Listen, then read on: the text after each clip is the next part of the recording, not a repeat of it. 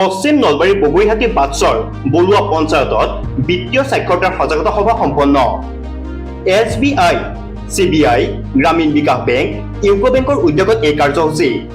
একেদিনাখনে কেইবাখনো পঞ্চায়তৰ মহিলাৰ মাজত পৃথকে পৃথকে সজাগতা সভা সম্পন্ন। বৃহস্পতিবাৰে বাটছৰ বগৰীহাটী আৰু বলুৱা পঞ্চায়তত এই উদ্দেশ্যে দুখনকৈ সজাগতা সভা অনুষ্ঠিত হৈ যায়।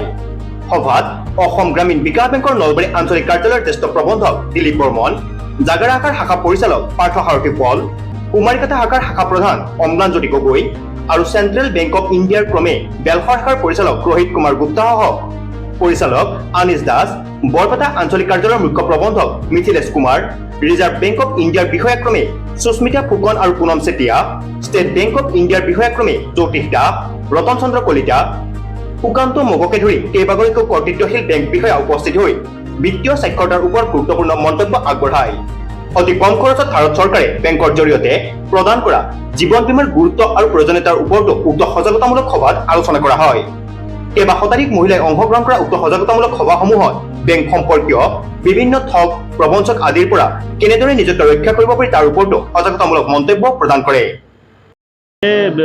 भारत सरकार ने जो सैचुरेशन कैंप चलाया है, जो 1 जुलाई से लेकर के 3 महीने का सैचुरेशन कैंप है, जिसमें भारत सरकार ये बताना चाह रही है सारे जो ग्रामीण परिवेश के लोग हैं, जिनको कई एक account basic saving bank account जिसको बोलते हैं हम लोग PMJDBY, उसको वो PMJDBY को प्रमोट कर रही है। और ये सभी लोगों को कह रही है कि अगर आप लोगों के पास PMJDBY अकाउंट नहीं है तो उसको आप लोग करा लीजिए बैंकों में जा कर के।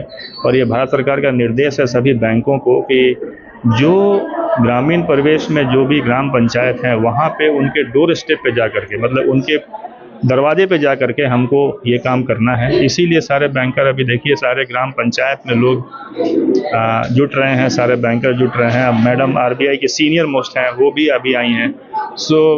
सारे बैंकर अभी इस काम में लगे हुए हैं। और इसके अलावा कुछ इंश्योरेंस स्कीम भी है जो कि भारत सरकार को लगता है कि, और हमें भी लगता है कि ये इंश्योरेंस स्कीम ग्रामीण परिवेश के लोगों की भलाई के लिए है। बहुत छोटे प्रीमियम पे, मुझे लगता है ये शायद वर्ल्ड का सबसे सस्ता इंश्योरेंस स्कीम है, जिसमें मात्र 456 रुपये देने से आपको दो स्कीम है, दोनों में अगर आपने 456 रुपये मिला करके दिए तो 4 लाख का बीमा आपको मिलता है। अब देखिए 456 रुपये जो है, अगर आप उसको क्वान्टिफाई करें तो हर दिन में 1.5 रुपया या 2.25 रुपया या लेस देन 2 रुपीज़ में आपको 4 लाख का इंश्योरेंस मिल रहा है। इतना सस्ता पूरे विश्व में कहीं भी कोई भी इंश्योरेंस स्कीम नहीं है, भारत सरकार का है। और भारत सरकार इसको प्रमोट कर रही है, ज़ोर शोर से प्रमोट कर रही है। थोड़ा अवेयरनेस की कमी है ऐसा हम लोगों को लगता है, लोग बाग जानते नहीं हैं। ग्रामीण परिवेश के लोग, महिलाएं खास करके जो हैं आई हैं यहाँ पे, उनको हम लोग समझाने की कोशिश कर रहे हैं कि आप लोगों के लिए कैसे भलाई हो सकता है आपका और कैसे आप इसका लाभ उठा सकते हैं।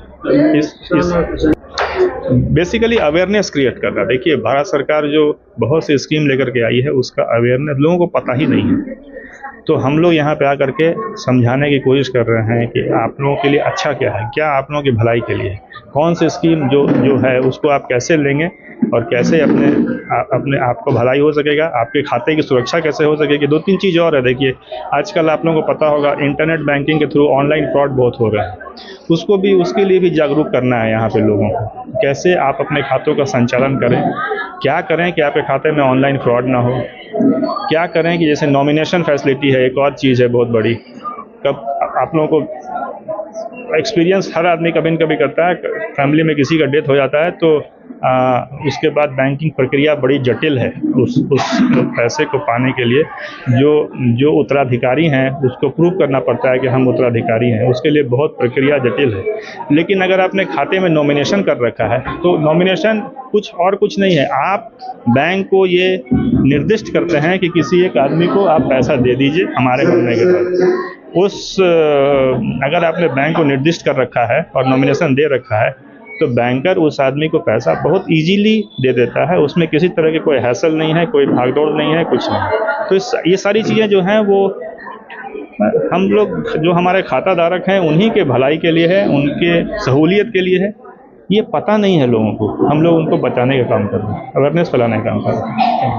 सैचुरेशन कैंप चलाया जा रहा है 1 जुलाई 2025 से 30 सितंबर 2025 तक। उसमें एक कैंप लगाया गया सैचुरेशन कैंप, ये बेलसोर में ग्राम पंचायत में, जिसमें रिजर्व बैंक ऑफ इंडिया की regional director madam, reserve bank of India से डीजीएम मैडम, एसएलबीसी के डीजीएम, नाबार्ड के डीजीएम, एलडीएम जो नलवाड़ी डिस्ट्रिक्ट के है वो, मैं chief manager central bank of India regional office Barpeta road से भाग लिया। यहाँ पे सैचुरेशन कैंप में सभी जो मोस्टली महिलाएं आई थी उन लोगों को बताया गया कि इंश्योरेंस जो पीएमजेजेबीवाई है, पीएमएसबीवाई है, एपीवाई है, उसको करने के क्या क्या फ़ायदे होते हैं। उसके बाद नॉमिनेशन के बारे में बताया गया कि नॉमिनेशन करने से कितनी आसानी से अकाउंट की सेटलमेंट हो जाती है।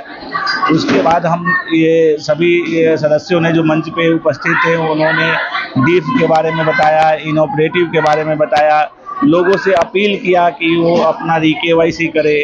जो आजकल फ्रॉड हो रहे हैं, मोस्टली जो अकाउंट में ऑनलाइन फ्रॉड हो रहे हैं, जो फ़ोन करके बताया जा रहा है कि मुझे ओटीपी चाहिए या आपको ऑनलाइन अरेस्ट कर लिया गया है, इन सबों के बारे में जागरूक किया गया सभी जनताओं को और उनसे अपील किया गया कि इन सब धोखेबाजों के फेर में ना आए। और कभी भी बैंक आपसे ओटीपी नहीं पूछता है, कोई भी बैंकिंग इंस्टीट्यूशन। अभी इन सब का केवाईसी अपडेशन वगैरह के बारे में सभी लोगों को जागरूक किया गया। और सबसे खुशी की बात है यहाँ कि यहाँ महिलाओं ने बढ़ चढ़ कर भाग लिया है, बहुत भारी संख्याओं में महिलाएं आई थी और उन लोगों ने सभी स्कीम के बारे में समझा। कुछ महिलाओं को समस्या थी, उन्होंने इस मंच पे शेयर किया। तो ये एक दो तरफा कम्युनिकेशन था, ऐसा नहीं कि सिर्फ जो हम कम्युनिकेट करने आए थे जनता से वही किया, उनकी भी बातें सुनी गई और उस पर तुरंत विचार किया गया और उसको सुलझाया गया। तो इस कैंप का ये बहुत ही पॉजिटिव कैंप था और इसे सफल माना जाना चाहिए। धन्यवाद। আমি ভাৰত চৰকাৰৰ ডিএফএছৰ সৌজন্যত আমি অসম গ্ৰামীণ বিকাশ বেংকৰ কুমৰিঘাটা আৰু জাগ্ৰা শাখাই এই দুটা ব্লক আছিল, জিপি আছিল, জিপি লেভেলত আমি আজি মিটিং আহ্বান কৰিছোঁ। আমাৰ সহযোগ কৰিছিল নাবাৰ্ড, ডিজিএম ছাৰ আহিছিল, আৰবিআই আহিছিল আৰু এলডিএম ছাৰ আছে। আমি এই বিশেষকৈ আমাৰ এই কাৰ্যসূচীটো আছিল যি চেচুৰেশ্যন প্ৰগ্ৰেম, এই প্ৰগ্ৰেমত আমি জনধনৰ বিষয়ে কৈ আছোঁ, মানুহবিলাকক সজাগতা কৈছোঁ। ইয়াৰ দ্বাৰা কি ফ্ৰডুলেণ্ট হ'ব পাৰে সেই বিষয়ে আলোচনা কৰাৰ কাৰণে আজি সভাখন পতা হৈছে। বিতংকৈ আমি কৈ দিছোঁ আৰু ইয়াৰ দ্বাৰাই যে সাধাৰণ মানুহে যে জুৰুলা নহয়, এই একাউণ্টৰ কাৰণে জুৰুলা নহয় আৰু সহজলভ্য হোৱাৰ কাৰণে CSP-বিলাকৰ একাউণ্ট খুলিব দিছোঁ, যাতে CSPৰ জৰিয়তেও ঘৰৰ সন্মুখতে লোনবিলাক অথবা টকাবিলাক পাব পাৰে। এই উদ্দেশ্যে আজিৰ সভাখন আৰম্ভ কৰা হৈছে, যাতে সজাগতা সমৃদ্ধিয়ে আমাৰ অসমীয়া বিশেষকৈ গাঁৱলীয়া সমাজত ইয়াৰ যিটো এটা শুনি আছোঁ ফ্ৰডুলেণ্ট, এই ফ্ৰডুলেণ্টৰ পৰা ৰক্ষা পায়। এই সজাগতাৰ কাৰণে এই সভাখন আজি আহ্বান কৰা হৈছে। এই যেনেকৈ ধৰক 20 টকাত সাধাৰণ মানুহে তেওঁৰ জীৱনটো এটা ইঞ্চুৰেঞ্চ কৰিব পাৰিব আৰু 436 টকাত তেওঁৰ যিজন মানুহজনে ঢুকায়, সেই ঢুকালে সেই পইচাটো পৰিয়ালটোৱে পাব। আৰু অটল পেঞ্চনৰ জৰিয়তে তেওঁৰ যদি মানে অৱসৰৰ সময়ত 60 বছৰৰ পিছত তেওঁলোকে এটা মানে মাহেকীয়া পেঞ্চন পাব। এই উদ্দেশ্যে আমি এই সভাবিলাকক বিতংভাৱে সজাগতা কৰাৰ কাৰণে আহ্বান কৰিছোঁ। News desk report, news any 365। Stay informed, stay ahead. News Any 365.